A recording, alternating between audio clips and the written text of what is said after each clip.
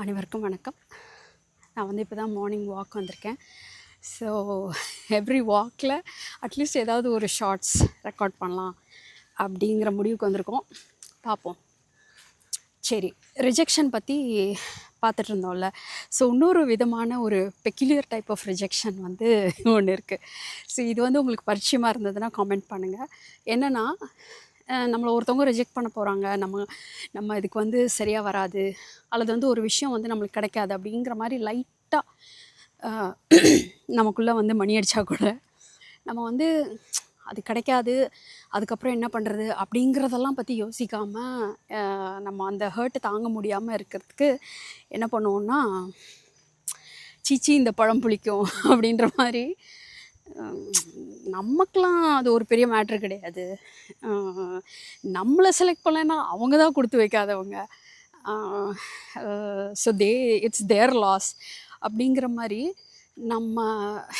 நமக்கு வரக்கூடிய ரிஜெக்ஷனுங்கிற ஒரு ஹர்ட்ஃபுல்லான அந்த பெயின்ஃபுல்லான ஒரு விஷயத்த இது ஒரு விதமாக ஹேண்டில் பண்ணுறது. ஸோ இந்த பர்சனாலிட்டி வந்து எப்படின்னா, தன்னைத்தானே கொஞ்சம் பெருசாகிக்கிட்டு, இப்போ சில சமயம் ரொம்ப வெயில் அடிக்குது, ஓகே, சில சமயம் வந்து நம்மளை நாமே தாழ்த்திட்டு இன்ஃபீரியராக ஃபீல் பண்ணி டிஜெக்டடாக ஃபீல் பண்ணி சோகமாகிடுவோம். சில சமயம் நாமளே கூட, அல்லது சில பர்சனாலிட்டி பார்த்திங்கன்னா, அவங்க வந்து தன்னைத்தானே குறைச்சிக்கலாம் மாட்டாங்க. தன்னை இன்னும் பெரிய ஆளாக்கிட்டு இதுக்கெல்லாம் வந்து நம்ம வந்து இது பண்ணக்கூடாது. ஸோ நம்ம எப்படியாப்பட்ட ஆள், நமக்கெலாம் இதெல்லாம் ஜுஜுபி. ஸோ அந்த விஷயத்துக்கு தான் வந்து நம்மளை வந்து அந்த இடத்துல இது பண்ணுறதுக்கு கொடுத்து வைக்கல அப்படின்ற மாதிரி தன்னை பெருசாக்கிக்கிட்டு அந்த எங்கே ரிஜெக்ட் ஆகிறோமோ அந்த விஷயத்தை சின்னதாக்கி அது நமக்கு தேவையில்லை அப்படிங்கிற மாதிரி, அதுவும் ஒரு விதமான கோப்பிங் மெக்கானிசம் தான். ஸோ நம்மளோட இந்த எல்லா பேட்டர்ன்ஸுமே பார்த்தோன்னா, லைஃப் அப்படியே நிற்க முடியாது இல்லையா, எப்படியோ கடந்து போகணும்.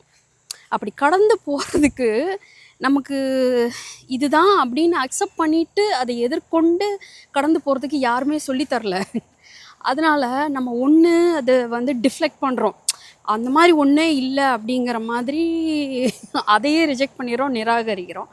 இல்லையா, நொந்து நூடுல்ஸ் ஆகி நமக்கு அந்த தகுதி இல்லைன்னு பயங்கர பெயின்ஃபுல்லாக ஃபீல் பண்ணுறோம். இல்லை, அந்த விஷயத்தை விட நம்ம பெரிய ஆள், அதெல்லாம் ஒரு மேட்ரா, நமக்குலாம் அது தேவையில்லை அப்படின்ற மாதிரி வேறு விதமாக கோப் பண்ணுறோம். ஸோ கோப்பிங் அப்படின்னா என்னென்னா, ஒரு சர்வைவல் மெக்கானிசம் தான். நம்ம ஏதோ ஒன்றை வந்து சொல்லி நம்ம வந்து ஓகேன்னு நம்மளை நாமே ஆறுதல் படுத்திக்கிறது.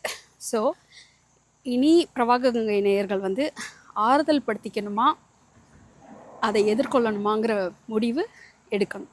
தேங்க்யூ.